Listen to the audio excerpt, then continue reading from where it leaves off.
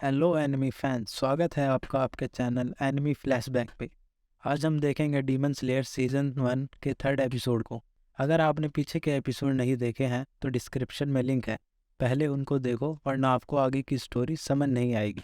Episode third में साकोंजी बताता है कि डीमन स्लेयर कॉर्प में 100 से ज़्यादा मेंबर हैं। इस ऑर्गेनाइजेशन को गवर्नमेंट से कोई रिकॉग्नाइजेशन नहीं मिली हुई, लेकिन ये प्राचीन समय से है, जिनका काम सिर्फ डीमन को ख़त्म करना है। हालांकि ये अभी तक एक रहस्य है कि इसको शुरू किसने किया, और साथ ही में डीमंस भी एक रहस्य है कि वो सबसे पहले कहाँ और कब आए। डीमंस के पास ज़बरदस्त स्किल्स हैं, जैसे कि हीलिंग, कटे हुए हाथ पैर दोबारा रीजनरेट हो जाना, शेप शिफ्टिंग और बहुत सी अलग सुपरनैचुरल एबिलिटीज़। सिर्फ सनलाइट और एक अनोखी स्वॉर्ड से ही उनको मार सकते हैं। डीमन स्लेयर कॉर्प के लोगों के पास इनमें से कुछ भी नहीं है। अगर एक बार कोई बॉडी पार्ट डिस्ट्रॉय हुआ या कटा तो दोबारा ठीक नहीं होगा। फिर भी ये इंसानियत के लिए डीमन से लड़ते हैं। साकोंजी उन ट्रेनर्स में से है जो दूसरों को ट्रेन करते हैं अपने अपने तरीकों से। साकोंजी बताता है कि तांजीरो को सिलेक्शन में पास होने के लिए फुजी कासने माउंटेन पे फाइनल टेस्ट में पार्ट लेना होगा, और मैं ये डिसाइड करूंगा कि तुम उस सिलेक्शन में पार्ट ले सकते हो या नहीं। तांजीरो डेली ट्रैप से भरे हुए पहाड़ से नीचे दौड़ता है, और अब वह यह भी सीख गया है कि ट्रैप से कैसे बचा जाए, क्योंकि अब वह पहले से ज़्यादा स्ट्रॉन्ग और उसकी सूंघने की शक्ति भी अच्छी हो गई है। लेकिन साथ ही में ट्रैप्स की डिफ़िकल्टी भी बढ़ती जाती है। कभी कभी तो तांजीरो सोचता है कि कहीं ये मुझे मारना तो नहीं चाहता। ट्रेनिंग के बाद वह नेजुको के लिए जर्नल लिखना शुरू कर देता है। कुछ टाइम बाद वह सोर्ड को साथ लेकर अपनी सारी ट्रेनिंग करता है, जिसकी वजह से वह पहले की तरह फुर्तीला नहीं रहता और बहुत से ट्रैप्स में फंस जाता है। माउंटेन से नीचे आने के बाद वह सोर्ड को जब तक स्विंग करता है तब तक वह उस सोर्ड को पकड़ने के काबिल ना बचे। साकोंजी अब उसकी स्वॉर्ड ट्रेनिंग शुरू करता है। वह उसको बताता है कि धार वाली जगह से स्वॉर्ड स्ट्रॉन्ग होती है और दूसरी साइड से कमजोर, तो इसलिए तुमको इसका इस्तेमाल वहां से करना है जहां से ये स्ट्रॉन्ग है। उरोकोडाकी साथ में यह भी बताता है कि अगर तुमने तलवार को तोड़ा तो मैं तुम्हारी बॉडी की सारी हड्डी तोड़ दूंगा। आज तांजीरो तलवार के साथ लड़ना सीखता है और उरोकोडाकी की तरफ उसको मारने के लिए भागता है, लेकिन उरोकोडाकी बिल्कुल निहत्था होने के बावजूद भी हर बार तांजीरो को अपने कंधे के ऊपर से फेंक देता है। नेजुको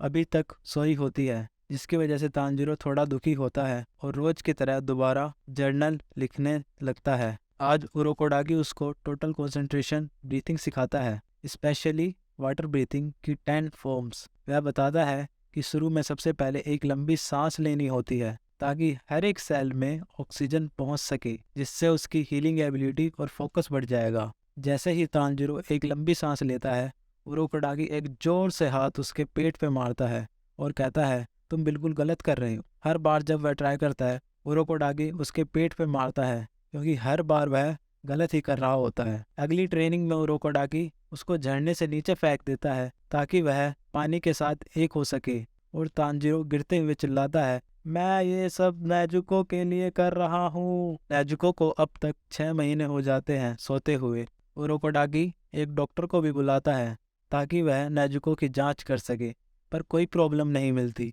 तांजीरो उसको सोता देख के दुखी हो जाता है। तांजीरो को ये डर भी लगा रहता है कि एक दिन वह सो के उठे और नेजुको उसको मरी हुई मिले। तांजीरो अब पहाड़ के और भी ऊपर से नीचे आना शुरू करता है, जहां हवा बिल्कुल पतली है। बहुत बार तो वह मरते मरते बचता है। तांजीरो अब स्वॉर्ड चलाना भी सीख जाता है।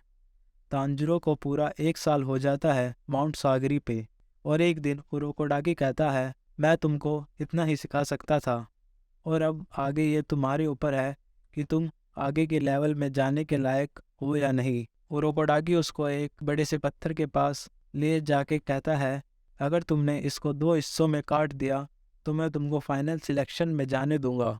तांजीरो पत्थर को देख के बोलता है, क्या ये पॉसिबल भी है कि एक स्वॉर्ड इतने बड़े पत्थर को काट सकती है? इसके बाद उरोकोडाकी वहाँ से चला जाता है और उसको कुछ नहीं सिखाता। तांजीरो पत्थर को काटने का ट्राई करता है। पत्थर को तो कुछ नहीं होता, लेकिन हमले की वाइब्रेशन से तांजीरो पूरा हिल जाता है।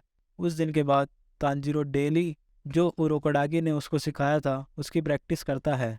अगले 6 महीने में भी तांजीरो उस पत्थर को काट नहीं पाता।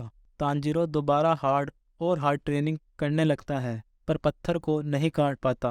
जैसे ही वो हार मानने लगता है कि उससे ये नहीं होगा, उसको एक आवाज़ सुनाई देती है कि रोने से कुछ नहीं होगा। तांजीरो देखता है कि एक आदमी फॉक्स मास्क पहने हुए उसी पत्थर के ऊपर बैठा है और उसमें से कोई स्मेल भी नहीं आ रही। इस शख्स का नाम साबितो है। साबितो कहता है कि अगर तुम एक मर्द हो तो उसके जैसा बनो भी, और तांजीरो को एक लात मार के दूर फेंक देता है। साबितो कहता है, तुम स्लो, वीक और इमेच्योर हो, जो एक डीमन स्लेयर नहीं होता। तांजीरो पूछता है कि तुम क्या कर रहे हो? मैं यहाँ ट्रेनिंग कर रहा हूँ। तो साबितो कहता है कि चलो मुझ पर हमला करो। इस पर तांजीरो कहता है कि मेरे पास असली की तलवार है और तुम्हारे पास लकड़ी की। इस बात पर साबितो जोर जोर से हंसता है और कहता है, तुमको मेरी फिक्र करने की कोई ज़रूरत नहीं है। तुमको लगता है कि तुम मुझको एक खरोच भी दे सकते हो? और तांजीरो पर हमला कर देता है। साबितो बताता है कि वो उससे काफ़ी ताकतवर है और वो अपना पत्थर भी काट चुका है। साबितो उसको नीचे गिरा देता है और कहता है कि तुमने कुछ भी नहीं सीखा, स्पेशली टोटल कंसंट्रेशन ब्रीथिंग। क्या उरोकोडाकी ने तुमको ये नहीं सिखाया? तांजीरो सोचता है कि ये उरोकोडाकी को कैसे जानता है, कौन है ये? साबितो बताता है कि तुमने बस सारी ट्रेनिंग को याद किया है, तुम्हारे शरीर को ये नहीं पता कि उसको क्या करना है। पिछले 1 साल और 6 महीने से तुम क्या कर रहे थे? तांजीरो कहता है कि मैं अपनी पूरी कोशिश कर रहा हूँ, पर इससे आगे नहीं बढ़ पा रहा। इस पर साबितो कहता है कि अगर तुमको डीमन स्लेयर बनना है तो तुमको आगे बढ़ते रहना होगा। दिखाओ मुझको तुम क्या कर सकते हो। इस पर तांजीरो अपनी पूरी जान से हमला करता है, पर साबितो एक ही बार से उसको बेहोश कर देता है। इतने में वहाँ एक लड़की आती है और साबितो कहता है, अब मैं इसको तुम पे छोड़ता हूँ। और लड़की हाँ में सर हिलाती है। रात हो जाती है और तांजीरो को होश आ जाता है और वो उस लड़की से बोलता है कि क्या तुमने वो अटैक देखा? वो कितना शानदार था। क्या मैं भी कभी ऐसा कर सकता हूँ? लड़की कहती है, हाँ मुझे पूरा यकीन है, क्योंकि अब मैं तुम्हारा ध्यान रखूंगी, और स्माइल करती है। तांजीरो मन में कहता है कि यार ये कितनी क्यूट है, पर तुम हो कौन? लड़की अपना नाम माकोमो बताती है और जिसने उसको हराया है वो साबितो है। माकोमो उसको ये सब बताती है कि वो क्या गलत कर रहा है और उसको ठीक कैसे करे।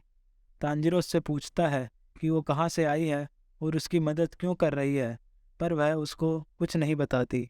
आगे हमें पता चलता है कि माकोमो और साबितो भाई बहन नहीं है, वो दोनों अनाथ हैं और उरोकोडाकी ने उनको पाला है, और वे अकेले नहीं हैं, और भी बहुत बच्चे हैं जो तांजीरो को देखते हैं। तांजीरो कहता है कि माकोमो क्यूट तो है, पर एक अजीब लड़की है।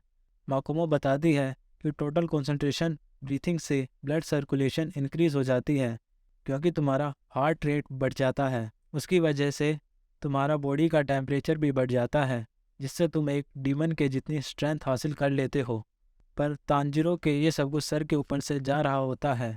तांजीरो पूछता है कि मैं ये कैसे कर सकता हूँ? तो माकुमो जवाब देती है, आखिरी सांस तक ट्रेनिंग करो। तो तांजीरो फिर जब तक ट्रेनिंग करता है जब तक वह और उसके शरीर में बिल्कुल जान नहीं बचती, लेकिन फिर भी वह साबितो से हर बार हार जाता है। 6 महीने के बाद तांजीरो साबितो को एक बार फिर चैलेंज करता है, पर इस बार साबितो भी रियल स्वॉर्ड लेके आता है। तांजीरो कहता है कि आज वो दिन है जब मैं जीतूंगा। तांजीरो एक लंबी सांस भरता है और दोनों एक दूसरे की तरफ बढ़ते हैं, लेकिन इस बार तांजीरो की स्वॉर्ड सबसे पहले हमला करती है और साबितो के मांस के 2 टुकड़े कर देती है। मास्क के पीछे साबितो मुस्कुरा रहा होता है। माकोमो कहती है, तुमने बहुत अच्छा किया और इसके बारे में कभी भी मत भूलना और हमेशा मेरे लिए जीतते रहना।